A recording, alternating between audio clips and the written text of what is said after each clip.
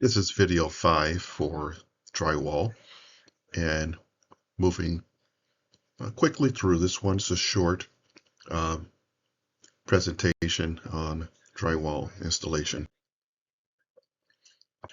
So more particularly, we're going to talk about resurfacing existing walls. And we're going to look at how to install drywall on steel studs. There's not much difference except for using a different type of screw to go into metal.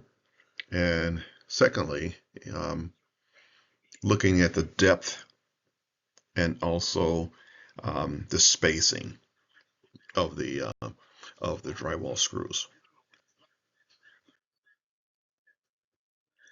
Now, I just drove past a building today, and this apartment building, 14 stories, and has been built totally of metal studs, and or the whole building was metal structure, not using any wood.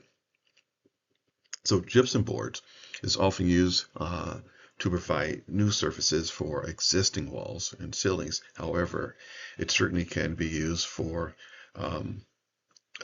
many sort of ceilings and materials because it's quick, fast. The cost is relatively low. If the existing surface is smooth and structurally sound, gypsum board can be applied with adhesive and screws and nails, and many times you can put it right over old damaged drywall if not taking up a lot of space. Irregular surfaces should be furred and shimmed to provide a suitable fastening surface before gypsum board is applied. So furred meaning to build it out using typically a 1x2 strip of wood. So you have something to nail to.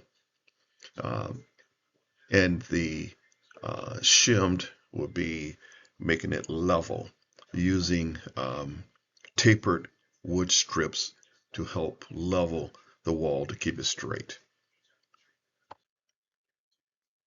And that's about it dealing with it. So got a couple questions, so let's talk about this first question. When covering existing walls with structural sound surfaces, blank gypsum board should be used. So again, going over an existing wall, it's not for fire protection or for any other reason, just to make the wall look better.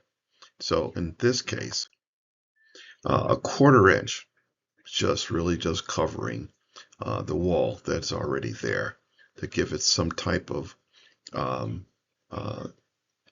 better finish.